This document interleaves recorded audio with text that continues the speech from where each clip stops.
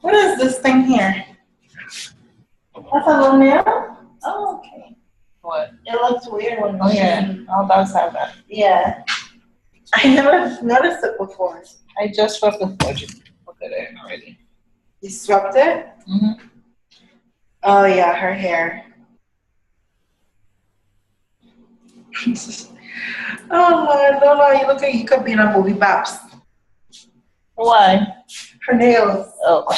You remember a movie with Halle Berry? But why her nails crooked like that? Like the whole hand crooked? Because they're so long. No, that's not why. The whole hand crooked, like she got arthritis. But my hand like that too. Look, you see how it goes a little bit to the side? This finger? Yeah. Yeah. It's a little bit on this hand too, like it kind of curves a little bit. And something else I noticed. I put my hand out one time when I was at the doctor's office. I wonder if they could hear you. Oh, there's nothing that bad with that. And he was like, put your fingers out like this straight. Mm-hmm. Put your fingers out. Yours does the same thing. No, it doesn't. What? Like mine curves out. Oh, like this? Yeah, you see? But do they have to? Yes. You can't do it flat and straight? I have to pay, no, because it'll bend like this. When I put my hands out, this is how it comes. He's like, why are your fingers hyperextend like that?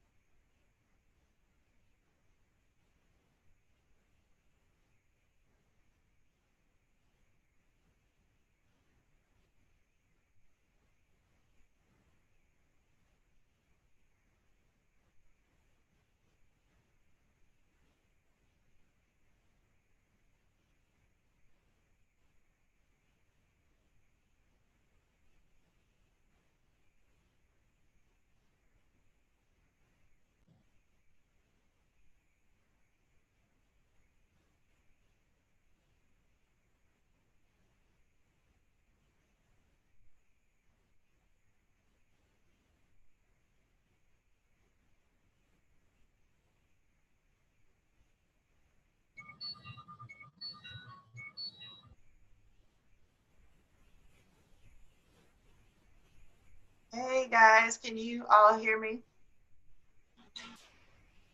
I'm gonna unmute you for a second. Can you hear me? Yes. Yes. Okay, good. I'm gonna give maybe like 2 or 3 more minutes for people to trickle in. I know a bunch of people have a lot of stuff to do, and people are running around and all kinds of stuff. And some people have messaged me they're having a little trouble with Zoom as it's their first time using it as well. So, how's everybody been doing today? Good. I'm good. Good. No complaints. No complaints. It wouldn't help you none. That's what my dad used to say. Complaining doesn't get you anywhere. Where's the Atlanta people at? Anybody from Atlanta on here yet? Yeah, this is Moni. I'm on. Hey. Where's everybody else from? Memphis, Tennessee. Memphis? Did I hear Memphis? Yes. Who's that? Let's say Memphis. It's Brandon. It's Charleston. I thought so. Got Tennessee in the house.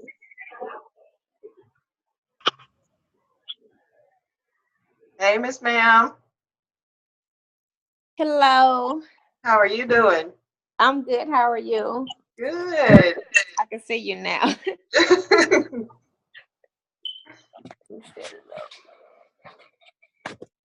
Somebody want to volunteer and let me know what type of businesses you guys have while we're waiting?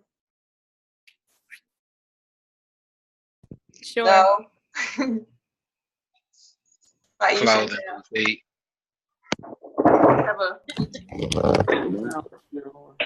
I saw that you and Charles just started that boutique. How long have y'all had it so far? Probably been just about a month. About a month. Okay. You want me to go? You can't put that on the bottom. And then Chantel, you're still doing custom wigs. Yeah. You say that like, No, I muted myself because I'm not wearing one. I'm like, this poof ball. I can be out here saying, yeah, I slay wigs for Tiffany Haddish and I look a hot mess. Well, honey, as long as they selling, it don't matter what you look like. As long as you making sales. What about everybody else? Anybody else have a business they want to shout out real quick? Pistol Pete's Catering. Shateria. Yes. Catering lady in the house. So what type of services do you provide? Catering, birthday parties, weddings, whatever, personal chef, whatever food needs you may have. Okay, then. Who else? Who else we have on here? Me. I do graphic design. Graphic design. Oh, that's a good one. We always need some graphic design. Right. How long have you been doing it? This is my 4th year. Your 4th year. Okay. Okay. So do you do websites or flyers or Everything, websites, flyers, logos, brochures, magazines, Okay. retractable banners, everything basically. Okay. Who else? What do you have going on, Mister? Sabrina, what do you have going on? Patrice. Patrice, I'm sorry. It says Sabrina on here. No, that's my business name, Sweets by Patrice. Oh, okay. I didn't get the first part. Sweet Spot Patrice. Okay. How long have you been doing that?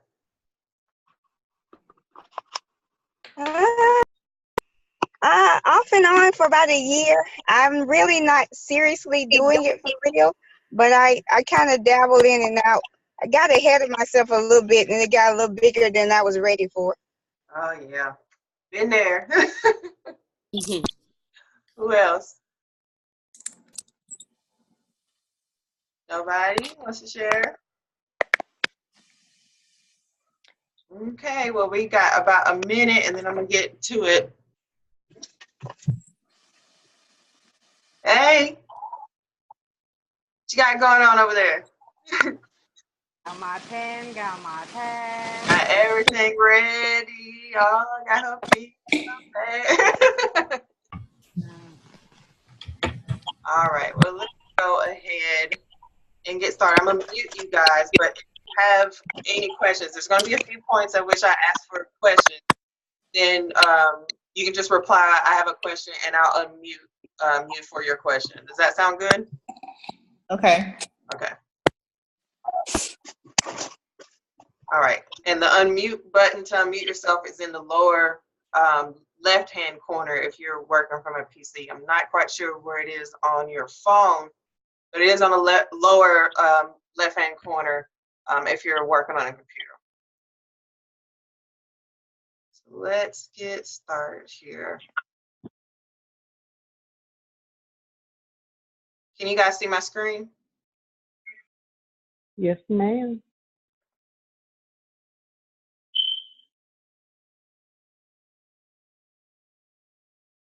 Yeah.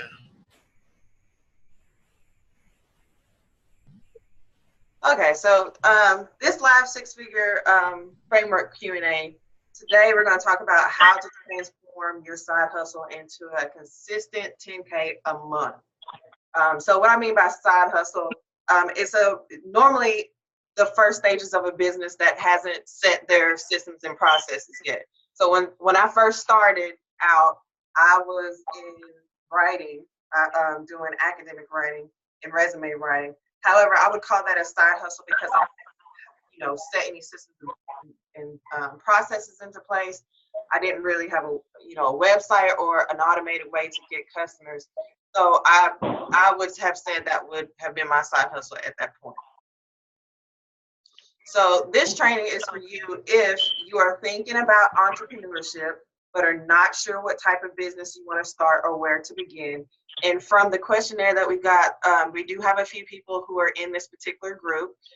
The second one is for you if you have started your business, but you lack systems and processes, which is preventing you from jumping into profit mode. So you've gotten started, you might have a few things like your website up and running, but you're not really pulling down profit at this point. And then the last one is your business is in profit mode, but you're not able to reach your revenue goals consistently at all. Meaning you haven't figured out how to scale your business to a point at which it's sustainable. So if you wanted to quit your job, you could. So this training is not for you if you have an employee mentality. Spamming is your only marketing tactic. So we're going to go over a few things that you can use to find customers. And, jumping in people's inbox is not going to be one of them. You don't want to do the work required to be successful, or you don't believe in investing in yourself or your business.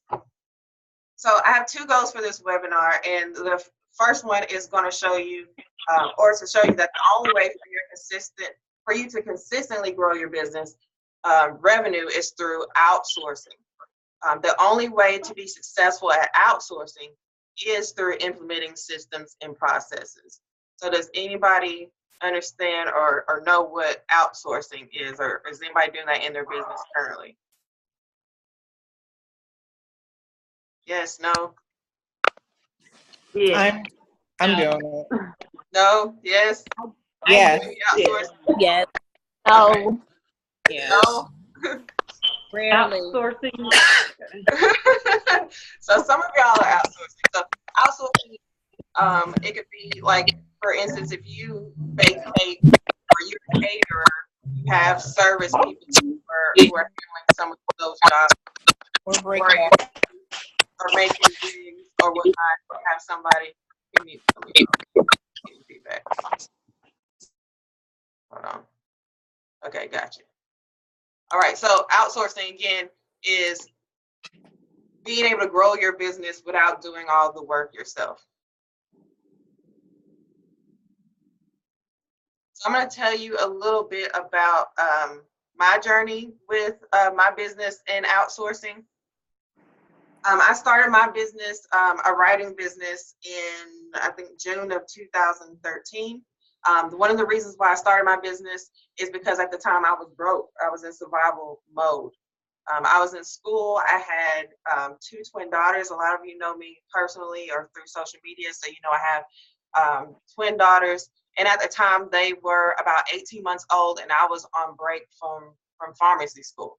So I had to figure out a way to make, at that time, I was trying to make just $200 a week to keep my kids in daycare so I could continue to study and do the things that I had to do to meet my requirements to graduate from pharmacy school. So at that time, I had been writing resumes for a few of my friends and family. And as a last-ditch effort, because I couldn't find a job that would fit with my schedule as a mother and as a student, I decided to start writing resumes. And so I went to Craigslist and posted a few ads to start writing resumes. And over the course of about 5 years, that resume business grew into just me doing resumes, to just me writing 10, 15 papers a week, to me having probably about anywhere from 25 to 30 writers at a time, depending on what time of the season it is in my business. So I've been able to scale my business to 6 figures and beyond by using the outsource model and the 6-figure framework to grow. And now not only can I grow just my primary business, but I also have 3 additional businesses that I've been able to take that model and drop it off into those businesses and start those businesses without having to, start from the ground floor of having to figure everything out. So this is a brief timeline of my first writing business. Like I said, I started it in June of 2013. Posted my first ad for academic writing in July of 2013 when I was doing about $500 a week in resume sales. And immediately, probably about 2 or 3 weeks after that, ended up doing about $1,000 a week. And if you look at this timeline, it's easy for me to identify the areas at which I implemented different systems and processes in order to grow. So in this particular area, very early on, this would be where I had to figure out a model of how to get clients into my business and how to automate that particular process, and how to nail down what my clients looked like, where they were, and what appealed to them in order to get them into my business. So in that first year, the revenue for my business was about $16,000. In the next phase of my business, I started to really start implementing outsourcing, not because it was something that I had planned to do when I first started business, but because the way my life was set up, it was the only thing that made sense in order to continue my business. So through doing that and setting up some systems and processes for hiring, in year 2, I was able to scale to about $62,000 a year with just about 5 writers to start off with. In 2015, I started hiring not only people that were directly related to the writing business, but also for advertising, web design, different web development projects and the like, so that I could now move everything to an automated type system. And then in year 3, was able to scale up to $166,000 just for this one particular business. So the 3 big secrets will be how to systematically scale your business to $10K per month using the 6-figure framework. Also, number 2 would be how to leverage outsourcing the right way to transform your side hustle into a 6-figure business. And then how to hire the right people for your 6-figure team, depending upon what type of business that you are running. So there's 3 common misconceptions that people have when they're starting their business. And there are some that very common. There's some that I actually had myself when I first started as well. So the first one would be you have to come up with some revolutionary idea to start your business. So what I mean by revolutionary idea is that people are trying to reinvent the wheel. They're trying to come up with new inventions or new processes or new ideas to start your business. And that's not true. I mean, I can tell you a story about how I started out my business, and I'll go back to this timeline. Here in June of 2013, I didn't start with some brand new idea. I started with doing something that I had already been doing. I had already been doing resumes and academic writing. I had been doing since I was in high school, although I never really charged for it.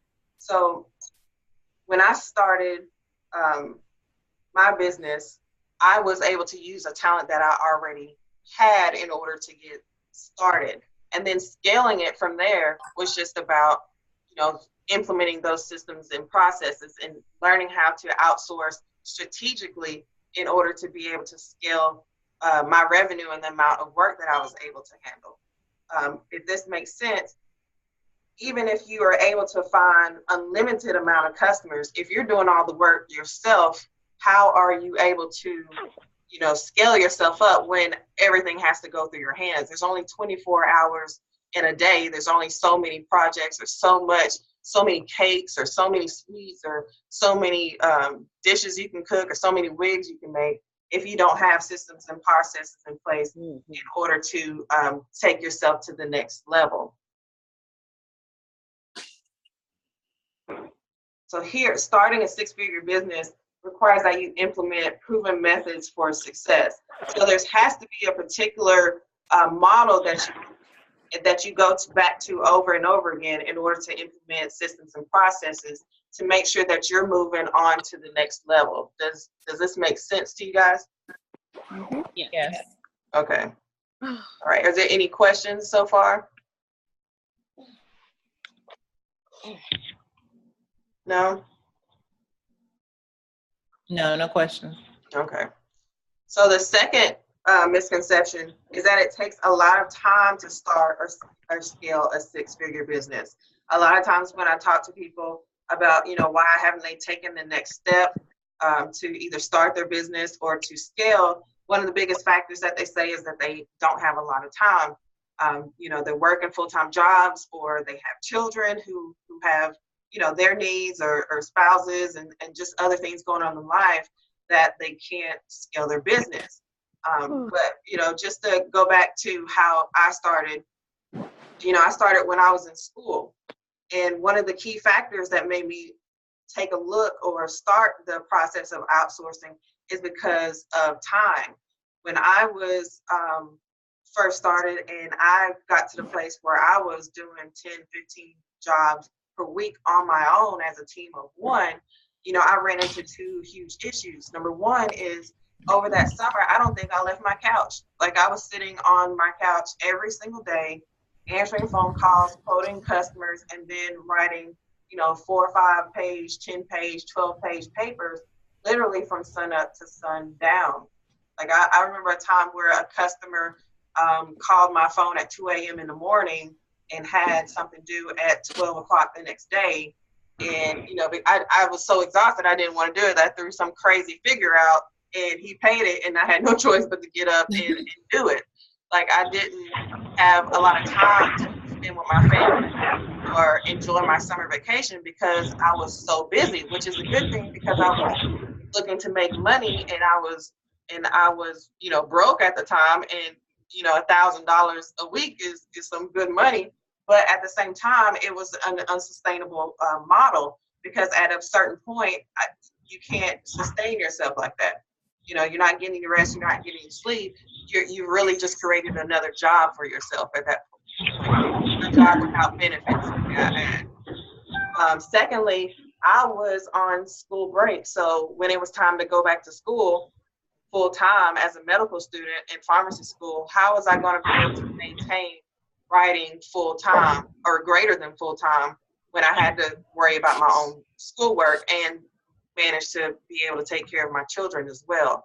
So, that time factor is where that outsourcing comes into play. It is the only way that you can scale yourself if you are, if you have a lack of time, or if, you physically cannot operate at that level. So around this area, in my business timeline, you can see going back into school here is where I hired my first writer. And at that point, it was where I realized, okay, outsourcing is what I'm going to have to get good at in order for me to keep scaling my business. So as you can see, the first year we ended up at 16,000. However, here as we hired writers, hired web designers, and then implemented project management systems in order for me to be able to even manage those 10 writers, then my revenue, tripled at this point in time. Same thing. I'm sorry. I can't see it. You can't see it? Can anybody see it? No. Nobody can I see it. can't see the screen. Okay, let me do this then.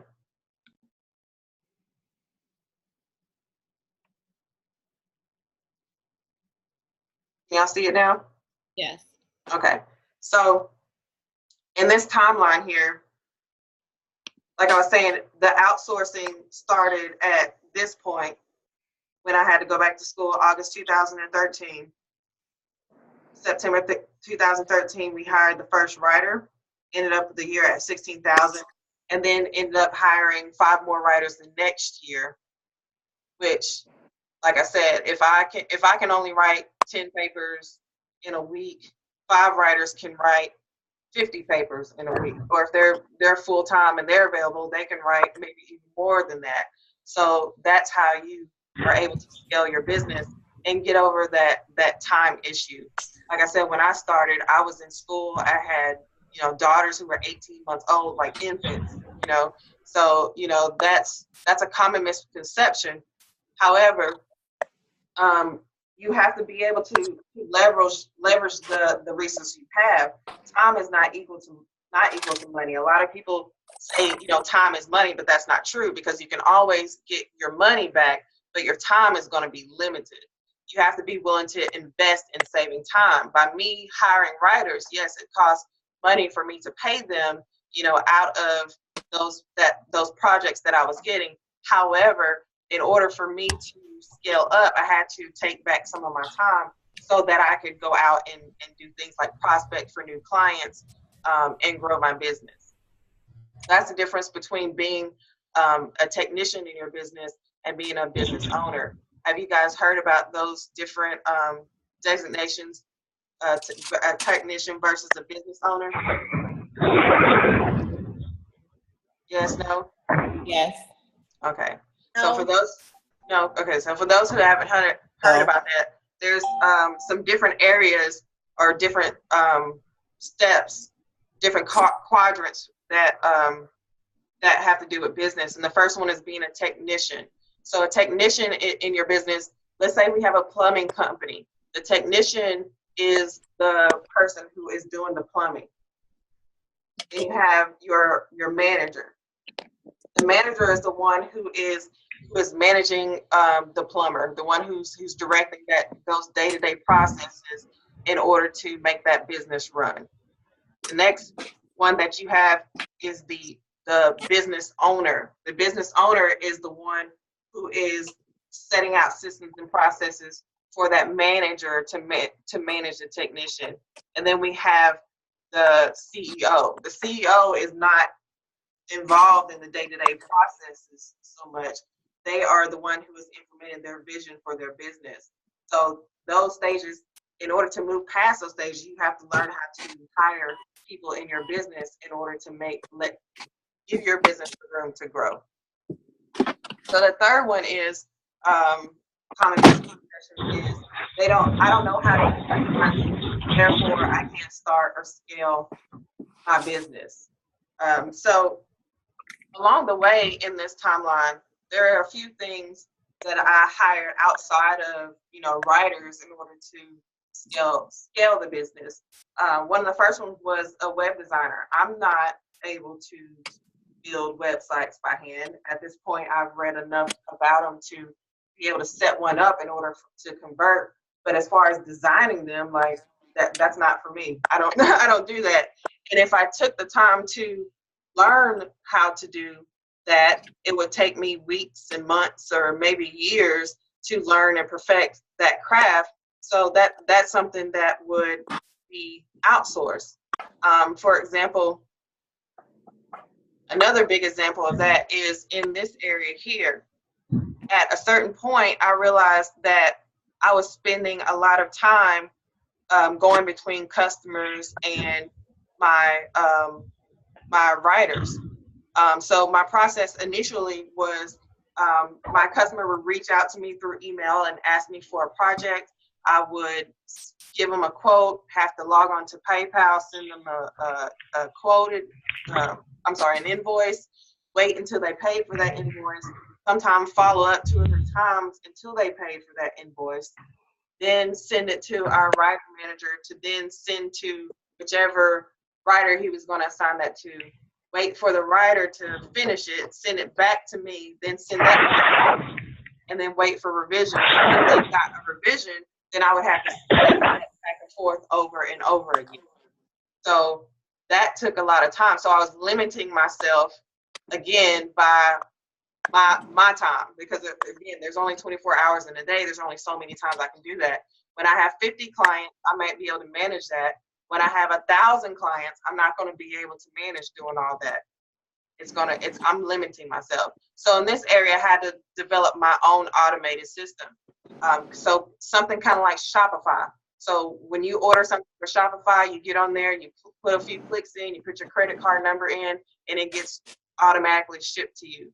So Shopify did not work for my business, so I had to develop my own automated platform in order for those things and systems and processes to come together. I can't do that. I had to search and hire somebody else to find that, who could do that for my business. I'm not a web developer or systems developer or anything of the such. So, not being able to do certain things, like whether it's build a website or get your phone tree together or find clients or what have you, that still is not something that stops you from going into business or scaling your business, because a business is not a one-man show. It's a team operation. It takes teamwork from a bunch of different areas that may or may not be your expertise in order for that to work. So next, we're going to talk about the 3 zones of entrepreneurship.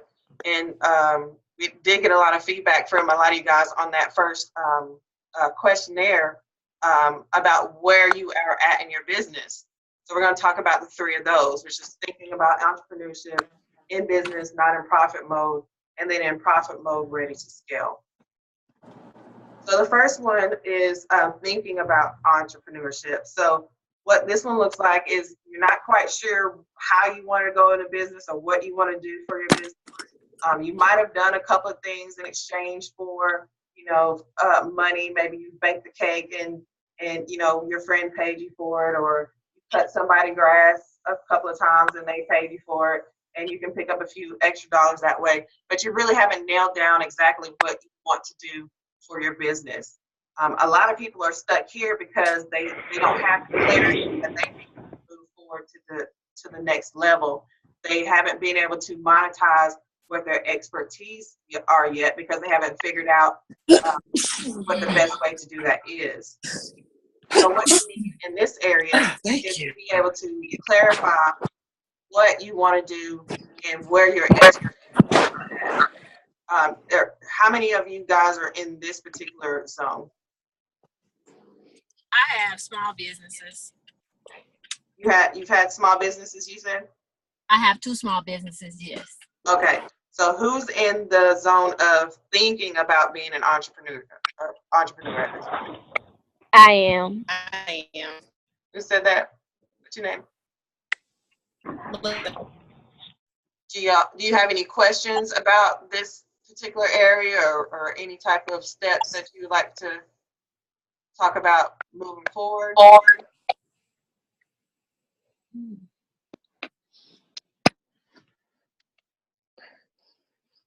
No questions?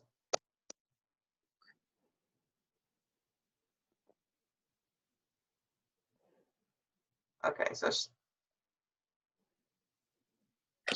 I thought you hung up on me. Okay, I didn't know you was staring my face.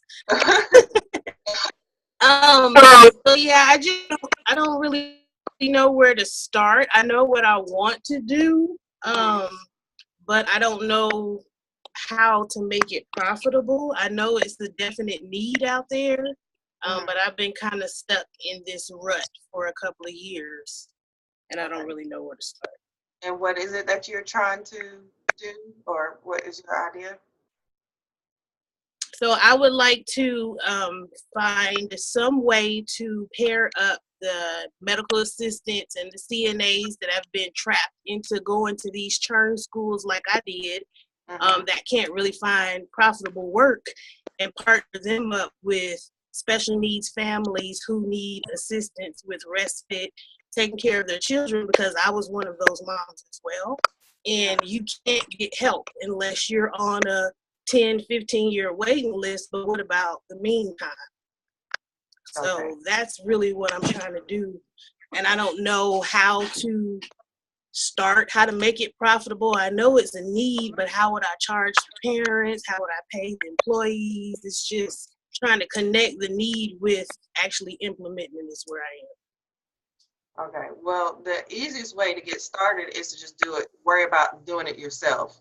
So before bringing on a bunch of people and worrying about how to pay employees and how much overhead and how to logistically get people from one house to the next and to this person to the next person, you really have to start with yourself. So, and that's how I started. I didn't start with like a team of people and employees and independent contractors and stuff like that. I started with myself so that I could respect the first step, which is learning how to get customers, and then learning like the nooks and crannies of what they needed from me first. So if that's something that you have done, I would recommend, like, my first step is to get on Craigslist and posting my service. So somebody posting a service where somebody is actually looking for you. So whether that's on Google search or something like Craigslist, I would recommend Craigslist or something like that because it's free. But just throwing it out there, hey, this is what I do. This is how much it costs. Call me for a quote, and seeing how many people you get come to you. That makes sense. That's a really easy way to get started. And then once you fill yourself up, once you get to the place where you're so busy that you have an overflow of business, then you start outsourcing to other people, and then you start hiring other people and putting them in place where they need to go. Does that make sense? Makes so much. Thank you. No problem. Does anybody else in this particular zone have any questions? You can unmute yourself. No? So this is Sabrina. Oh, hey. Hey, my issue is that I'm all over the place with actually starting. I do the business, and when I do it, I make money, but I make it and then I put it back into the business, and so I just make it. I'm making very little profit because I'm doing very little business. But then my issue is how I want to start with the business. And just because I'm pulled in different directions. Like, I'll do events, and I'll offer dessert catering for different clients. Say they need a cake for a birthday party, or they need cupcakes. And then I've also done it where I've turned my car into a food truck, and then I come to certain places, and then I say I have this food with me, or these desserts, and then people pull up and get it. And then I also have people asking me to ship them things, because since I'm not in Atlanta anymore and I'm in Virginia, I got a really big influx of people saying, well, can you send me 30 jars by mail? And I'm like, no, because I haven't looked at shipping yet. So it's like I'm so scattered in the different ways to do it that I can't make a decision on how to actually start. Okay. It just sounds like you're being like pulled by the market more so like controlling the market yourself, Because you mentioned a few times that a lot of people are pulling you here and asking for this, and oh, I need this, can you do that, or whatever. You really have to nail down what it is that you want to do before you let people pull you in different directions. But the first thing I would do would be to sit down and map out and see which part is the most profitable thing for you to do. So if you know that you can do an event, in a couple of days and make a few $1,000s for that, and it's something that's quick, then I would probably focus on that more so than doing some of the other things that don't seem that they make sense for your time or for your pockets. So you really just need to sit down and probably have, just kind of think out, what's the most profitable thing, what's the easiest thing for you to do, what makes it easiest to get to the money so that you can be profitable, and then figure out how to do that quickly and then move on to the next particular service. So sit down and write down all the different services that you can provide or that you have the ability to do, and determine which ones make sense. So when I first started, I started at resumes. It was something that I could do, or something that I could do quickly, but for me, it didn't make a whole lot of sense after I started doing the academic writing, because for resumes, those clients only came back once or twice. But for academic writing, like I started this business 5 or 6 years ago, and I still got a few clients that I've been writing papers for every week for like 6 years.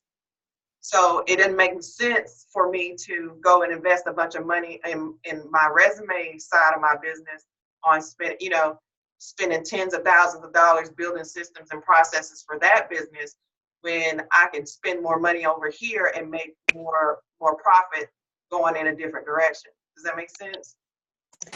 Yeah, it does. Yeah, I just need to, because, I did figure out that actually, spending a day and making a bunch of desserts and then going someplace or meeting people in different places, I did figure out that wasn't profitable, because I was spending a whole day running around from here to there, and, there was no time where I was making more desserts. So it's more profitable for me to do events.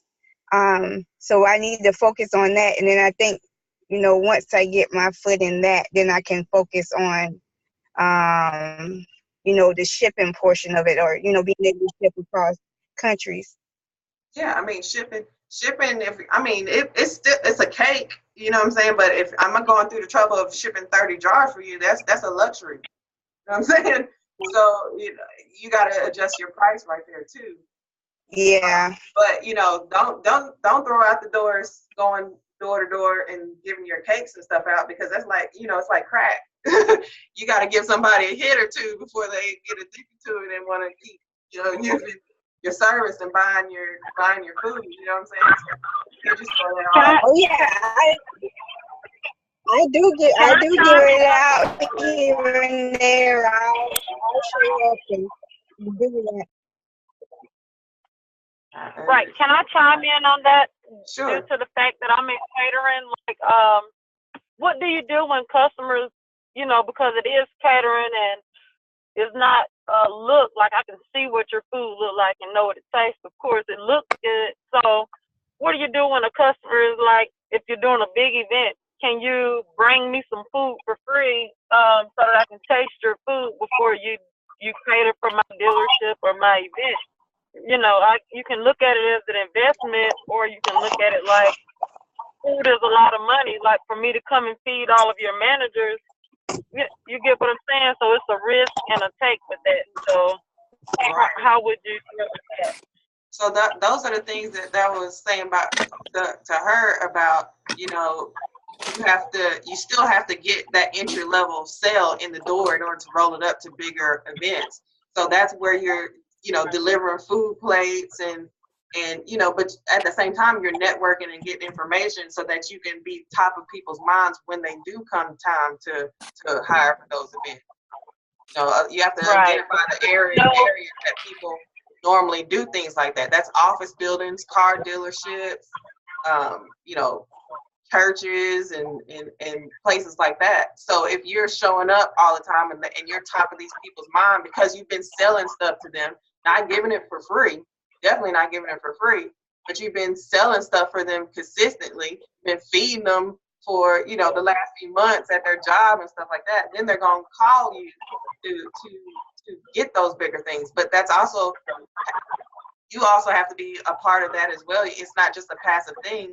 You have to advertise that you do have those services. You got to be handing your business cards out when you're delivering plates and stuff like that. So it has its place, but it's not necessarily going to be the thing that's going to sustain your business for life. But it does have its place in generating more customers for you, though. But I wouldn't give food and stuff away for free without a deposit on an event. Okay, no, I'm saying like if they want you to, you know, bring samples in before they book you for an event, you know, maybe they've heard word of mouth that everything is good, but can you bring samples in for all my managers? You know, you can consider it an investment, but if you know your product is good, do you maybe just take samples, or how do you handle that? No, I know. I mean, we can talk about that a little bit more, but no, I wouldn't be handing in free samples and stuff, because people will free sample you to death, and a lot of people will try to get over on you. You know, you know what I'm saying? Like, I'm not just trying to feed you for free, okay?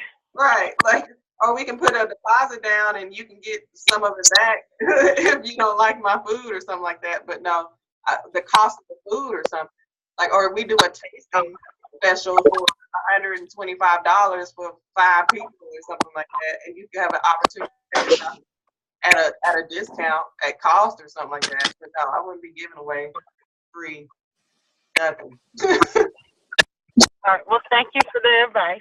No problem. All right, I'm going to go on to the next zone, but don't worry, I'm going to give opportunity for everybody to ask some more questions, add questions for this particular zone as well. So the next zone will be in business, but not in profit mode. So what this one looks like is just like I talked to you about before, or some of the other people mentioned, that you're half figured out. Can you? Hold on. I'm trying to move y'all as fast as y'all unmute. Let's see who's unmuted. There you go.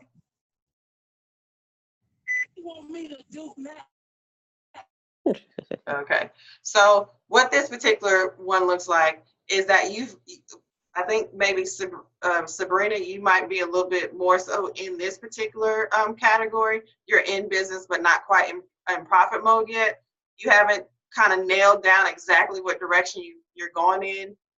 You don't really have a bunch of systems and processes in place yet.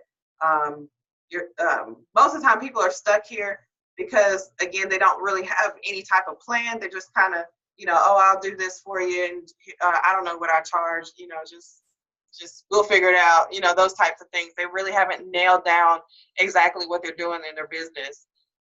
What you need here is just a plan in order to put into place so that you can just start making profit and stop making some of the decisions that are taking profit from your pocket. I know I've talked to more so a lot of people who are in this group one-on-one. Is anybody in this group that has any particular question? You can unmute yourself. Hi, I have a question. Hey, who am I speaking to this? Loriana. Loriana. Hey, Loriana. Hi. Okay, so I have a virtual assistant business that I started in February. And I'm kind of in this category where I've had a client. Okay, I've had a grand total of 2 clients, and I just can't seem to get any more clients. It's like it's at a standstill, and I don't know what I should do to propel myself forward to get more clients. Okay, well, how'd you get the first 2 clients? The first one I got from Craigslist, and I've been running a Craigslist ad since I started, but I don't know if I'm in the wrong categories or what. And then my second client was actually my pastor. So, yeah, so that's where I am right now. What does your ad say on Craigslist? Well, the most recent one that I had just list the the services that I offer. So like email management, I can do PowerPoint presentations, proofreading. It just lists everything that I have, my website, and just my contact information. So I don't know if there should be more to it, or if I should just narrow it down, or what I need to do. I think the first thing I would do is try to optimize that ad a little bit. Instead of maybe putting a bunch of stuff in one ad, I would probably do headlines for different services. So like email management and PowerPoint presentations, I'll probably just make a couple of headlines for that, because people are still searching on Craigslist. Like when I first got on Craigslist, I was just posting, academic writing services, as a header, and then displaying a bunch of different stuff that I did. But I learned that once I narrowed it down and it kind of spoke to certain types of projects and certain types of people, that I started to get more hits. Okay. So the way I started structuring my ad is like, as an academic writer or a resume writer, I would, I wouldn't put all that in the same ad. I would say something like, I do PowerPoint presentations as the header. And then in the body, I would talk about PowerPoint presentations and what made a good PowerPoint presentation, how I was able to, effectively build their PowerPoint presentation, and then give them some FAQs. So some of them questions that people will call you and ask you a bunch of dumb questions over and over again, I'll knock them out in the FAQ. So that when they call me, I know they're calling basically to spend money at that point. Okay. So I would make several different ads. I don't know if you've run into this on Craigslist or what area you're posting in, but if you spam too many times with that same particular ad, you'll get flagged. Okay. And you might want to check and see if you're getting flagged a lot, you'll run into your ad just not showing up at all. Wow. Okay.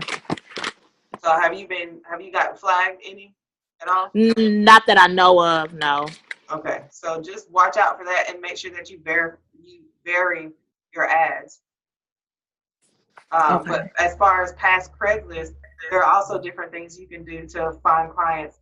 You need to join some of these groups that are for businesses, and not particularly those groups that are like for, post your link for your business, network. No, like some of those ones that are people who are in there growing digital businesses.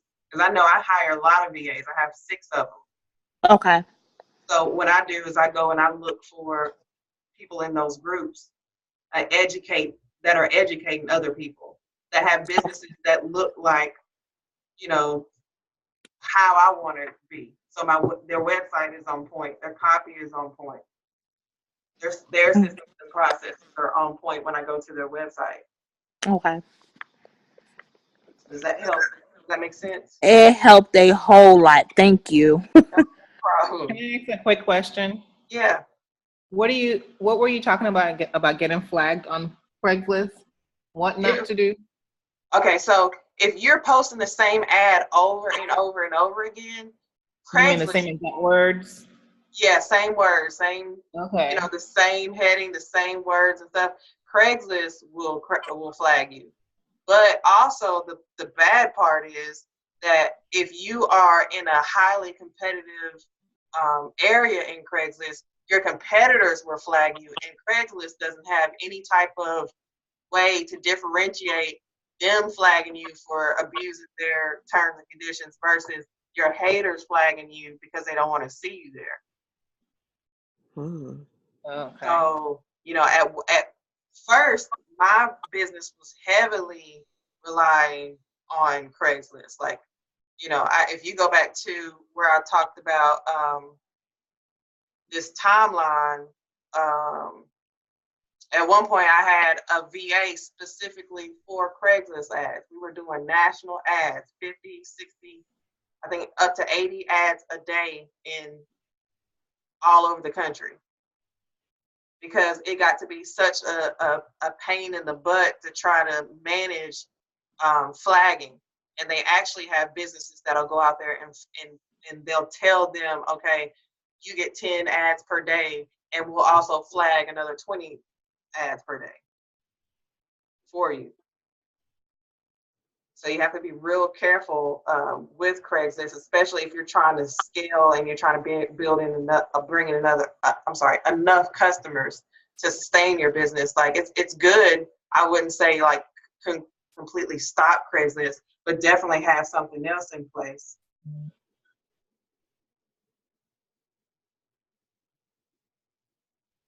Okay, thank you. That makes sense. Okay. Yeah. Anybody that's else? I'm gonna try. You said what? I said that's something that I haven't been doing that I will try. Okay. Anybody else in this area?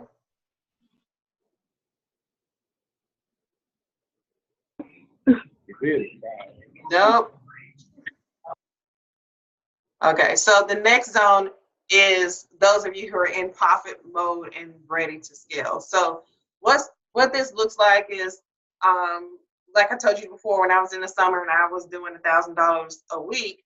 However, you know, I had ran into some roadblocks that was going to prevent me from growing.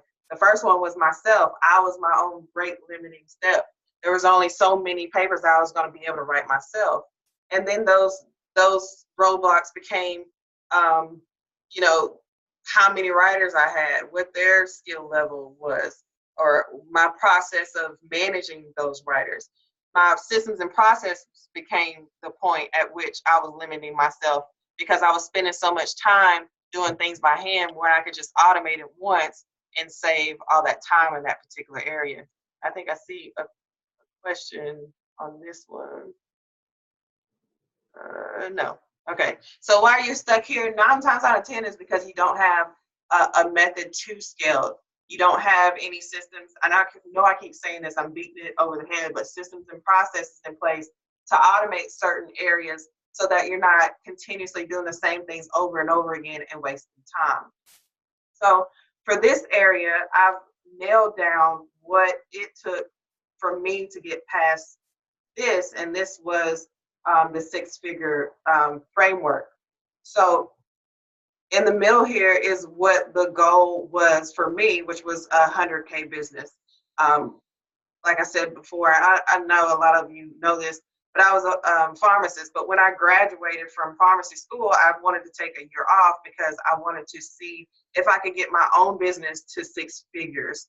I went to school so that I could provide for my kids, and it was pretty much a 6-figure guarantee. However, I didn't want to be relying upon a job that could be taken away at any moment in this particular climate to be able to provide for myself and my children. So my goal was to grow my business to 100K, and each business that I built after that to 100K. So I figured out the 3 reasons, which are here, of why I couldn't get to that particular point. And the first one was poor systems and processes. I beat this over the head this whole presentation because it's true. I didn't have any particular onboarding for my clients. I didn't have any systems and processes in place to hire my team or to even check over the work or to manage them. So that was a big rate limiting step. The next one was lack of direction, and we've talked about this a few times with some of your questions. You don't know exactly which way to go or which way you're going to do business or what type of services and products you're going to offer because you don't understand which ones are profitable and which ones are not. So you run into a situation where you're having lack of direction. And the next one that stops a lot of people is a famine mindset. And when I say famine mindset, that means that a lot of people are in positions where they're just in survival mode. So they're taking just any and everything that comes in across their desk, and somebody will say, oh, well, I'll pay you for this and I'll pay you for that. And they end up putting themselves into some rough spots. I did that a few times. There was a few times that clients came to me or potential clients came to me, and I knew, okay, this is probably not a good idea, but I'm going to go ahead and do this because I need the money at this time. And that will set you back in your business in the long run. So there's 3 things that you have to get in order to overcome those 3 different things that'll keep you from having a 100K business.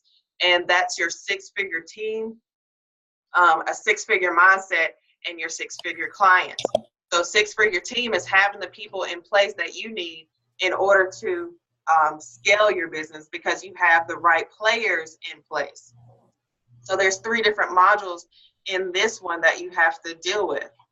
First, it'll be actually hiring people. So I run into this issue a lot when I talk to other freelance writers, and that's hiring their teams. They don't know how to trust people to do the work that has their name on it, and that's a valid, a valid concern. If you're outsourcing your work and you send it into a client and the client isn't happy, then that's potentially your business name that is on the line. But if you know how to hire your team and how to hire them according to the characteristics that you need for your particular business, then that's becomes less of a concern. Also, once you're hiring your team members, you really have to get systems and processes in place. You have to have something to manage them. You have to have, how are you going to pay them? When are you going to pay them? Should you pay them up front, or should you pay them after the order is due? Should the funds be sent to them immediately, or should it be sent 2 weeks out? These are all systems and processes and things that you have to keep in mind once you have a team involved. Because when those things go wrong and you have upset team members, or you have team members who are not doing their particular job, then your clients become affected by that. And then the last one in this team area is your managed workflow. I don't think I mentioned it earlier, but there's also team members that you have to manage the team members. At one point, I had to hire a manager whose sole job is just to go maintain the hiring process, and also to communicate with writers, because at the point in time that I had 30 or 40 writers, I can't physically go back and forth with them. So I have to, have somebody in place to manage those team members. Also, you have to have some automated processes, things like Asana or Trello set in place. Or sometimes if you get big enough, you have to build your own platforms like I did. However, those are huge investments. I don't recommend that up front, but you do have to have something in place. The next area is going to be your six-figure mindset. And when I mean that, I mean actually operating like a business. So figuring out what your business model is going to be. So I know what my business model is. Mine is get the client, outsource the work, get paid, and then pay the writer and move on. So you have to have what your business model is going to be. Most people's business model is, like we talked about earlier with the plumber, is I'm going to be a plumber, I'm going to plumb, and that's what I'm going to die doing. But you can't scale like that. It doesn't work. The next part is going to be finding your profitable niche. So Sabrina, you talked about that, figuring out which service or what area that you want to be in to build your business on. That's going to make the most sense for you. So that takes balancing what you're good at and also balancing what the marketplace is looking for. And then your six-figure branding. And this is near and dear to my heart, and I talked about it a little bit earlier with the VA services, is just being on point as far as the way you portray yourself out into the marketplace. It's hard, especially as like people who are content writers or VAs or graphic design. Imagine going to a graphic designer's website and their website looking like a piece of trash. I've seen that several times. Going and seeing emails come from people, and they don't have signatures, or they don't have banners in place. They don't their fonts, a million different fonts on their websites, and their URLs don't match up, and all kind of stuff. Dead links on their websites. That's a turnoff when potential customers come to you, potential high-paying customers come to you and try to use your services. And then the next part is your six-figure clients. So how to get clients. We talked about that earlier. How to find them, where to go, whether it's Facebook groups or Google AdWords, SEO, Craigslist, how to find clients. Once you find that sweet spot in order to find clients for your business, learning how to repeat the process of doing it over and over again. The next one would be effective pricing and payment. That was a huge one for me in my business, because when I first started, I was severely undercharging. I didn't even do any market research to figure out how bad I was being taken advantage of when I was charging $5 a page or something crazy to write whole dissertations or resumes or content writing and stuff like that. Like, I was really putting myself out there on not only just setting my prices, but how I was taking the payment.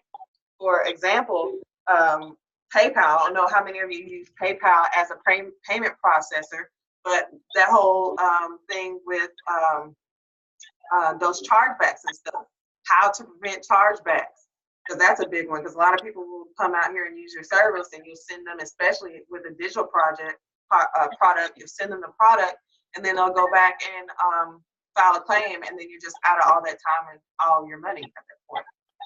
So that's a huge one. Do you take payment up front, or do you take half up front and half later, or how do you manage that process? That's all a part of effective pricing and payment. And then how to retain clients. Do you have any type of rewards programs, or do you have any type of like referral programs and things like that, which keep clients coming back? Those are very important things. Like I said, I've had some clients that I started back with in 2013 that are still using me for some of their website projects and copy projects or academic writing projects all the way 5 years from now. And that does a wonder for your business, because finding clients will cost you money. At a certain point, you have to start investing money into finding clients, and every client has a dollar figure attached to it. So you want to be able to retain those clients, and you want to be able to put them to work in finding clients as well. Does anybody have any questions on this? Hi, Lorraine. This is Elle. Elle. Hey, how you doing? Hey, I'm good. I'm good. This is where I am. This is exactly where I am, trying to scale, automate it, and eventually outsource it. That part you spoke about with having people do things in your name. I spent 2 years trying to build my tutoring brand, and I'm very particular because that's part of the service. It's hands-on, a concierge type feel to what I offer. So I'm trying to figure out, how do I start to hire other tutors who I've, had a chance to interview or even train, or to start being able to trust someone else to go out and do business under the office off. Right. And the automated thing, and taking on clients, like you said, because I'm trying to stay afloat, I'm taking on clients that sometimes I know they're not going to be sustainable clients, but I'm taking it now because it's money in hand. Right. But this summer, I definitely made the mindset of saying, I am looking for a specific type of client, because I am looking for clients who see not only value in education, because everybody says that, but who value what I bring to the table as far as that.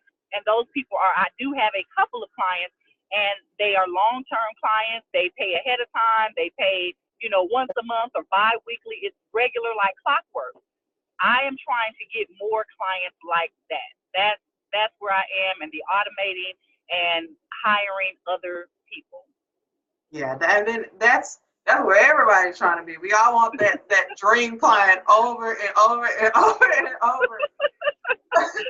But I found that it was those systems and processes that allow you to do that. Certain clients are attracted to certain ways, I think, that certain people do business. You're able to throw that block up to them when they come at you kind of sideways, like, oh, I'm gonna pay later, and I want to pay with this, and I got 3 credit cards. You know what I'm saying? When you put them systems and processes in place, you learn how to properly onboard people and have the right conversations with people, then it becomes easy to get the right kind of customers. Not saying that you're not gonna have some problem clients and stuff, but I found that when I do get those problem clients now, it's because I was a little lax, or I was kind of lazy on some of my systems and processes. So I've started doing things where that I can just set it up once. And I'm not going to say it's not going to take work for you to set it up. It will take work, but it takes one time for me to sit there and do that particular work, not doing it over and over and over again. So it seems like your issue is around here in the higher teams and systems and processes, and then probably like pricing and payment. Get your all of your clients to be on the same pricing and the same payment plans. Like for my business, I only take at this point I only take payment up front. Before I had my automated system, I would take either payment up front, or if you were a first time client, I would do 50 up front and 50 within 10 minutes of me sending your project, or I was going to upload it to like Confiscate or turn it in or something. So I was real strict about that because people will take advantage of you. So I had to put those particular processes in place in order to keep myself from being taken advantage of. But it just sounds like those are particular areas that you have issues in. But I mean, that particular business, it would be really easy to start hiring people. And as long as you put out the right message and went through the right hiring process. Okay. Thank you. Did you have any other questions on that one? Nope, this is where I am. So you just wanted to throw that out there before I forgot. No problem. Any other questions on this particular framework slide before we move? So I'm in this category as well. What worked for you for getting clients? Like, what have you used? Okay, so the first thing that was profitable for me was the Craigslist, and I don't think it was necessarily Craigslist. It was because I was putting myself in places that people were looking for me in. Okay. So that for me works the best for a service-based business. So I would start there before moving out to other things.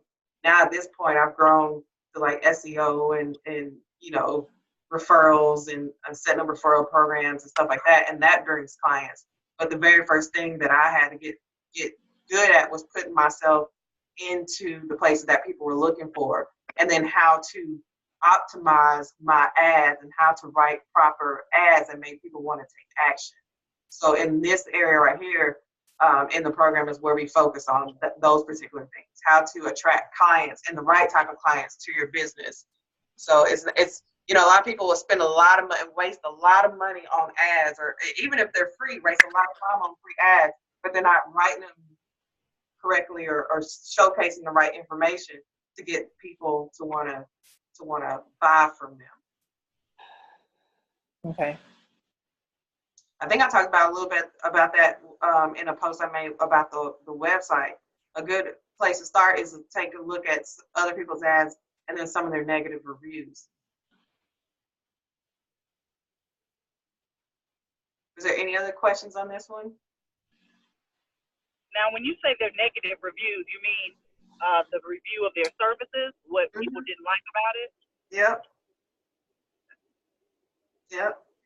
So I'm real aggressive when it comes to that and ads and stuff. I if you don't have a particular business that's in your niche that you are following, good and a few good ones and a few bad ones, then you need to do that now. I have a few questions. Mm-hmm. I know you talked about systems and processes, and that's kind of like where I'm trying to get to.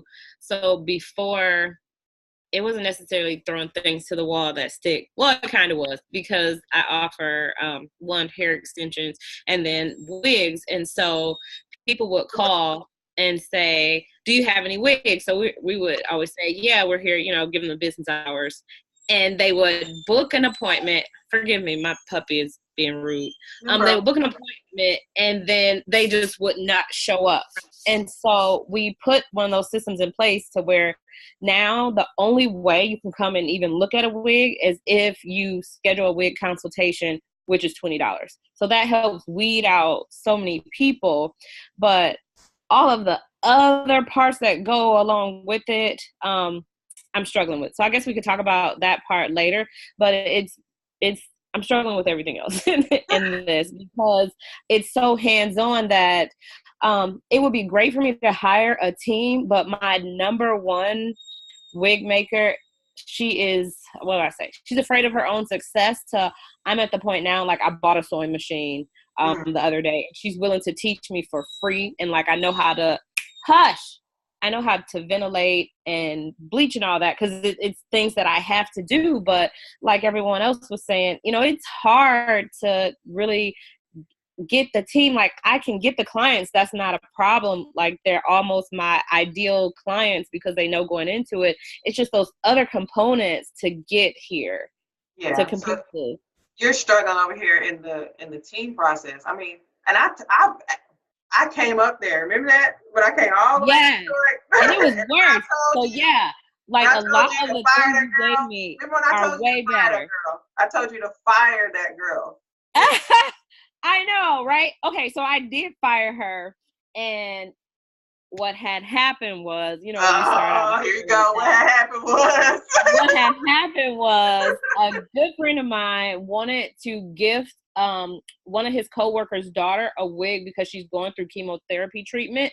Mm-hmm. And like I said, I have other wig makers, but when I say she's the coldest with it because she worked at her family's upholstery and seam shop since she was 13 years old. So no one else has the techniques and the eye like she does because she's also a cosmetologist. So that's where she becomes, in a sense, my crutch because I can farm it out to my other wig makers. But if I gave all of them the same task, hers would look 100 times better than everyone else's work. So that's kind of where it's a problem. So what we do when we get to problem, we solve the problem. So solve it to the next problem, right? Yeah. So she's the one who's doing the wigs. Girl, I've been paying her to teach the other 5 wig makers I have, and they were retarded.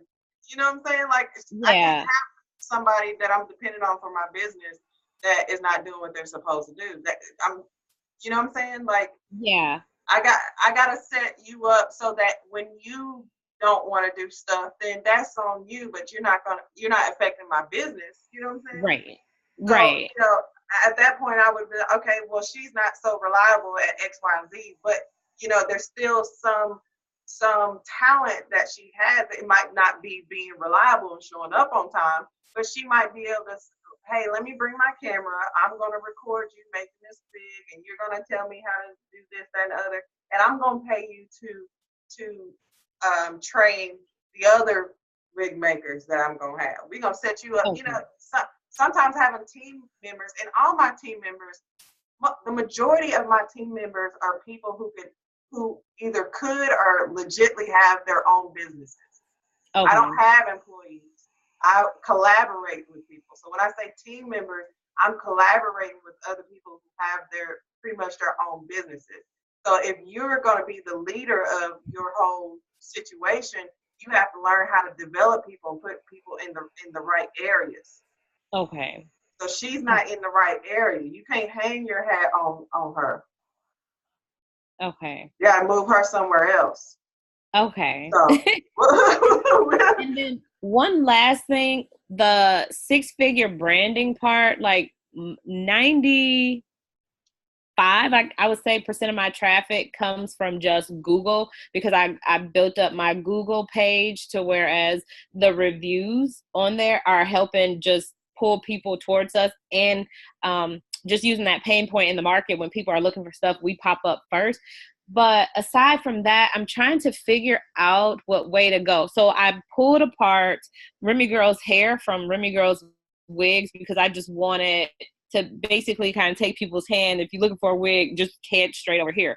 But the branding part in that, do I just stick to the type of high-end client that I'm just getting from Google? Because I can service everybody, but that's where most of the traffic is coming from. When they find us on Google, they book the appointment and I have 100% close ratio with that. So do I just stick to that even though I have people that probably can afford my wig that, you know, when they look at it, I don't want people to just assume, okay, these are really, really expensive. I'm trying to figure out where your disconnect is, and I probably have to sit and kind of talk. Like, for example, today this young lady, she came in and she was like, you know, I want a wig, but I know that Riley, I know that between your full lace and your 360 lace and your lace front, the price can get up there. And so I was trying to explain to her, they're affordable. It just, the price changes based on how customized you want the unit. So I don't know if the site is sending the right message to be able to, you know, get that first time wig maker that probably want to invest in something good. You're either gonna have to come up with different tiers to allow people to pick and choose, but you have to be real transparent on your website about what the prices are before they get there. Okay.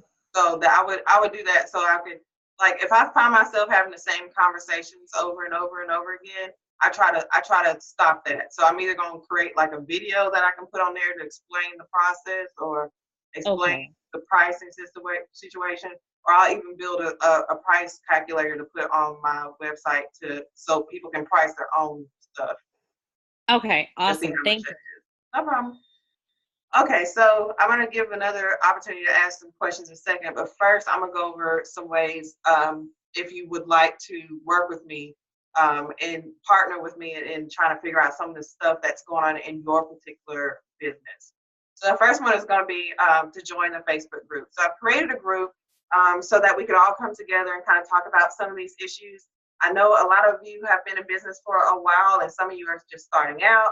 But really, it's not about how long you've been in business. All of us have different areas of expertise that we've been doing on our jobs and, you know, in our everyday life and things like that, that we can come together and be able to collaborate with each other. So in our Facebook group, I'm going to give you the link to that in a few.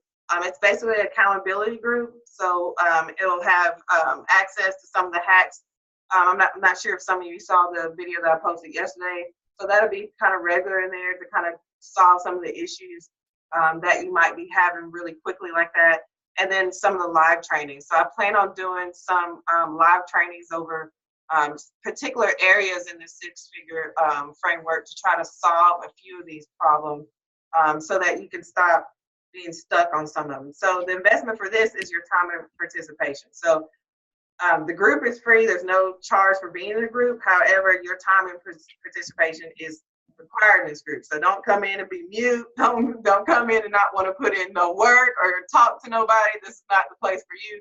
If you're joining this group, like, I don't care if it's 2 people in this group, we're going to work on stuff together and we're going to get the shit done so that we can move on to the next level, because I like to grow.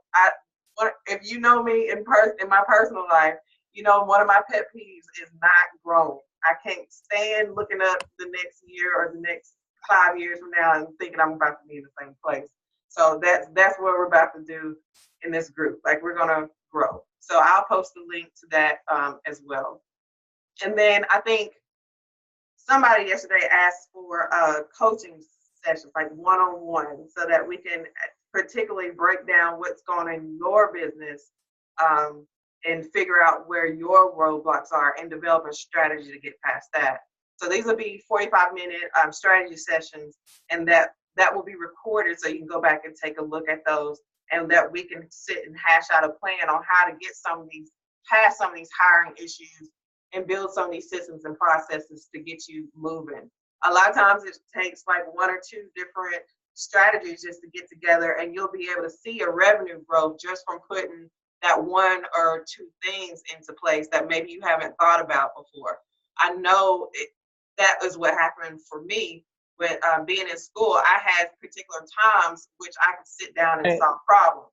If I didn't solve them in Christmas break when I was off from school, they weren't going to get solved. So I'm very big on planning sessions and strategy sessions and being able to figure out how to implement those because that's what has worked for my business. And the investment for this is $97, and I'll put the link out for that as well.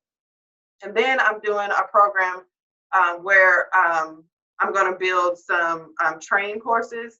So for those who are looking to put like a whole implementation into place to kind of transform their business from one point to the other, then we'll do it this way. And it's a 9-week masterclass.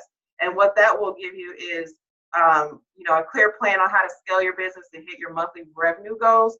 For me, that is what really helped was now that I have a framework in place, now when I go to start business 2, 3, 4, 5, and so on and so forth, I can just take this model, move it to this business, and move it to that business, and move it to the other. So you don't have to keep reinventing the wheel every time.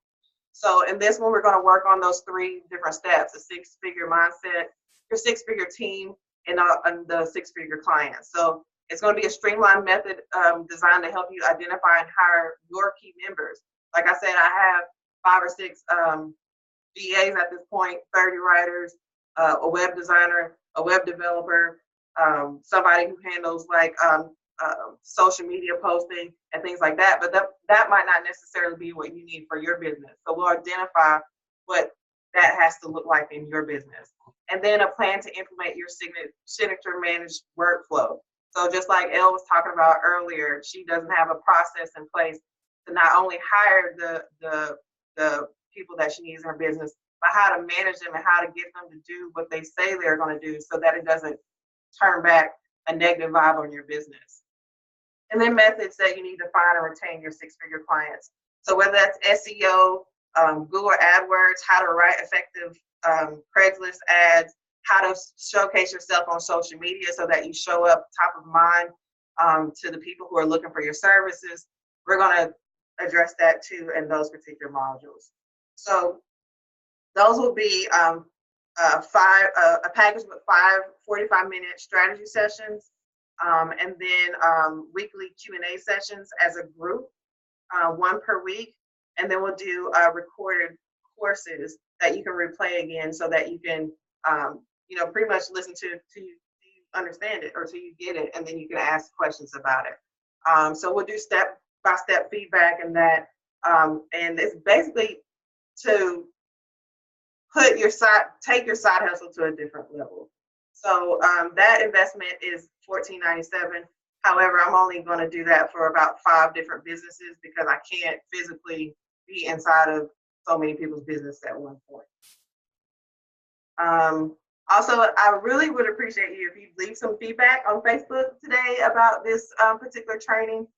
If you tag me and then use this the 6-figure framework hashtag, I'll send you a free checklist on how to get started and a questionnaire on how you can start to develop your why. So your why is what, for me, is what keeps me going. So my why is I started my business because I wanted to be able to spend time with my kids. I didn't want to have to, throw them on a bus in the morning and send them to daycare at night because I was working 2 jobs. Or I wanted to be able to travel. I wanted to be able to spend time with my husband. I wanted to do some of the things that I wanted to do. So I've really done a lot of journaling on what my why is and why it's important for me to stay in business. So when those problems come up and I'm sick and tired and I don't want to be bothered and I'm tired of getting up, I can always go back to that why and okay, breathe a little bit. Now I've got it. So for your feedback tonight, I will send you those 2 things so that hopefully you could develop your why and you'll be able to get past some of those hard points, because it's a lot of hard work. I will not lie, but I cannot lie as well. I do enjoy what I do, and I enjoy talking to people and helping them in their business as well. So any other questions, feel free to ask whatever you want to ask at this point.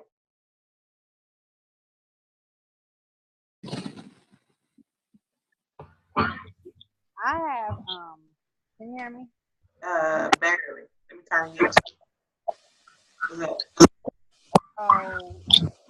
basically mine is, I've had a website for 5 years, and I don't pay for marketing or advertising or anything like that. I just share a lot of information, but I don't have any products or services to sell or packages, and I just don't know what to sell. I don't have anything to sell and I don't know what to sell. That's the block for me. Yeah, so you're looking for a way to monetize your blog. Is that what you do? Yeah, I am. Because I love your writing. I read your blog, all your posts and stuff like that. I mean, it's just about finding a product that your followers are going to be connected to. I think I told you before, we can do affiliate marketing to find some type of product that they identify with. There's a lot of ways or services that you can offer, like what coaching sessions, those particular things that you can offer. It's going to be really about, sitting down and aligning what your mission is to a certain product so that you can monetize that blog. Is that going to be like something that I buy, like a wholesale product, or is that going to be like a package that I put together myself? Like, yeah, I mean, it could be something that you drop ship. It could be shirts. It could be affiliate links. It could be ad space on your website. It could be a lot of different things. But you really have to figure out who is paying attention to your blog and what do they like? What do they want to do? Who my audience is and what they value. Exactly. So what do they like? Do they like jewelry? Do they like t-shirts? Do they have pets? Once you start getting to know your audience and getting to know who's attracted to your blog, you'll be able to say, okay, they like doing this, or they like going here. They like events. They like, they like spending time with me if I do a class on, whatever it is my expertise is. So do you think, like, how many services or products do you think would be good to start with? Like one, two, I can barely hear you. How many products or services do you think would be good to start with? Like 1, 2, 3, like how many do you think? It really just depends. Like first you have to figure out what they like. Because you could be talking about how many products and it might be t-shirts, and then I would be like, okay, you probably need like 3 or 4 designs to start. So the first thing I would suggest would be to map out who your target audience is first. Okay.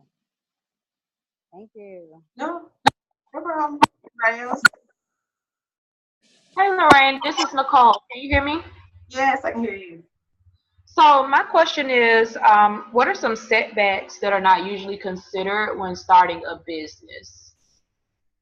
Let's see, the time that's involved with it, I would say was a setback for me. Of course, cash flow is an issue.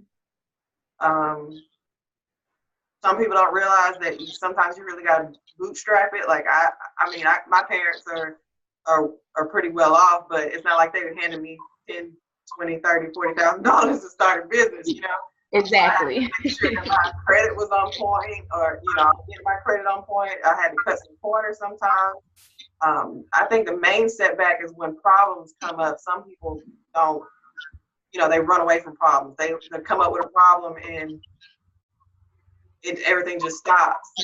And I've said this plenty of times on my personal page that being in business is about solving problems. Like every day you have to wake up with the mindset that I am going to solve problems. Every single day. There was a point in time when I was building my automated system and getting that developed.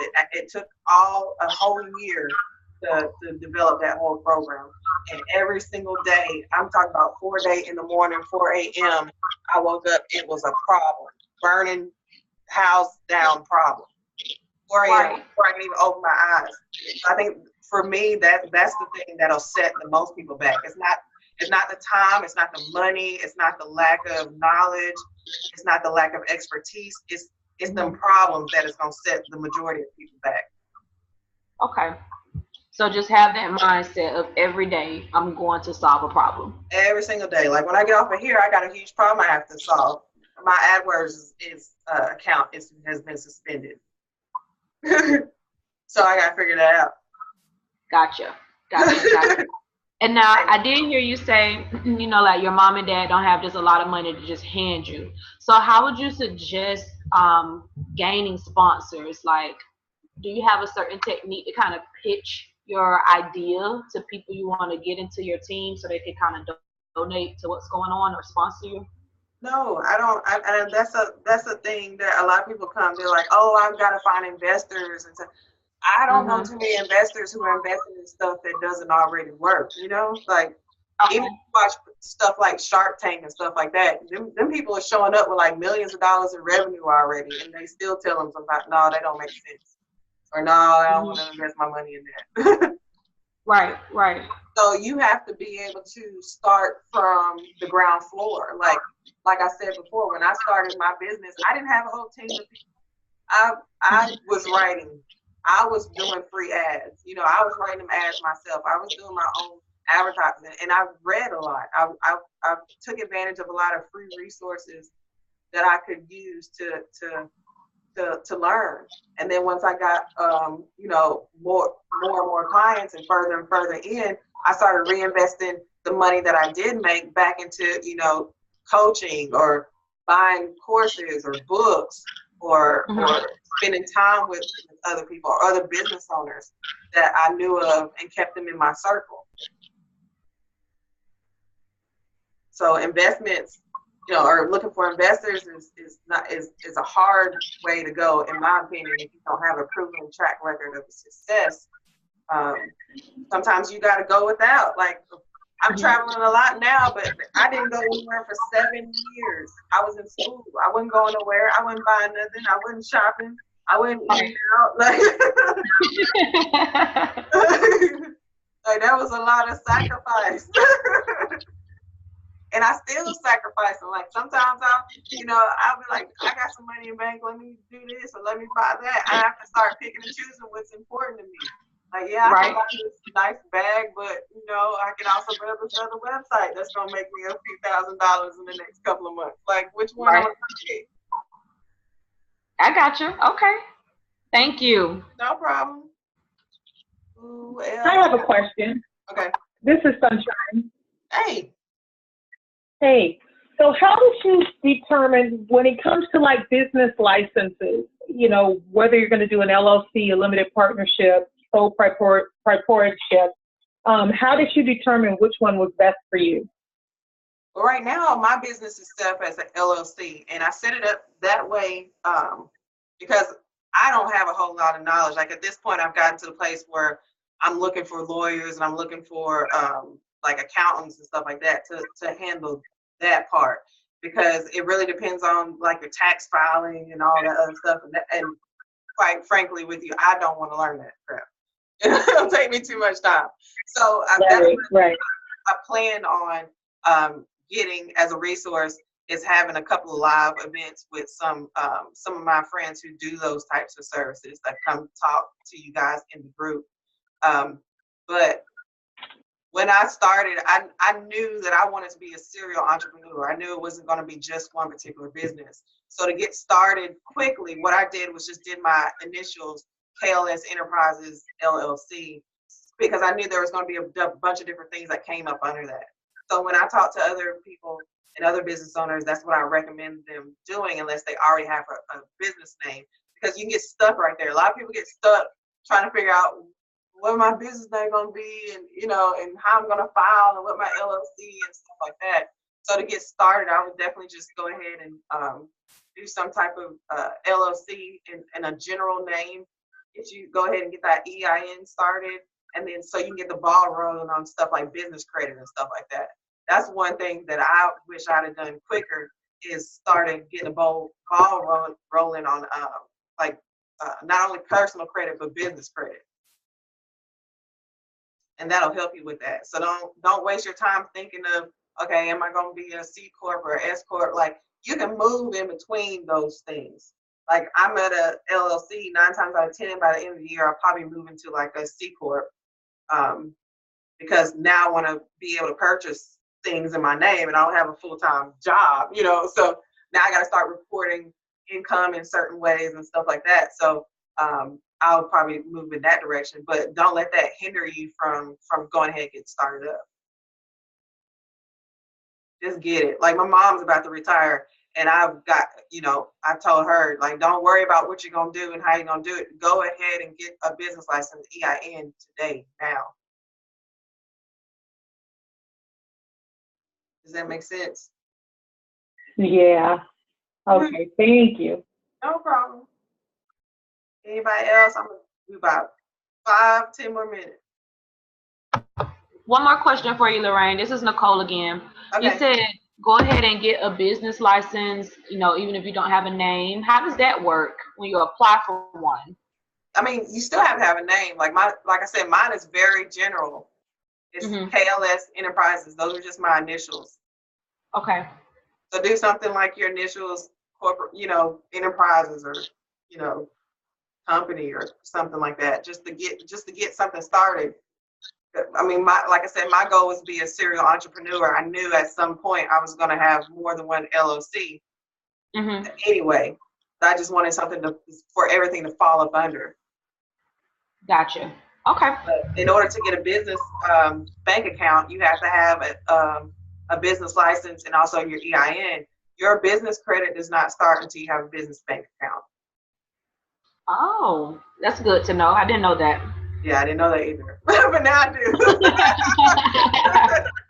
So, like I said, 5 years ago, I wish I would have done that for myself, because I would have had 5 years of some type of, you know, credit filing. Not like I'm still able to get a funding in a good amount, but I can imagine how much funding I could get if I had done it that way ahead of time. I was stuck on the name, like, what am I going to name myself and stuff. So. Right. Okay. Thank you. No problem. Anybody else?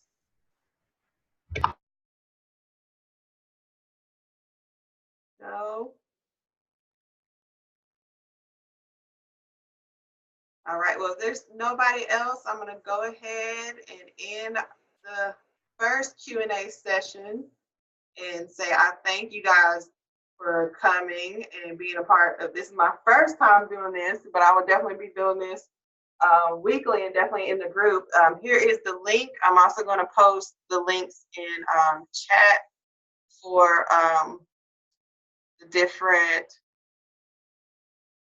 work with me options. But definitely see you guys in the group if you guys decide to join. Is there any more last minute questions? No, but it's been a great webinar. Thank you very much for your time, Lorraine. No problem. You guys have a good night and hope to see you and talk to you again. You will. Thank you. I've already sent my request to join the group. Oh, Lord. Falling off All right. You guys have a good night. You too. Thanks again. Bye. Bye. Good night. Good night. And good morning here. Good morning.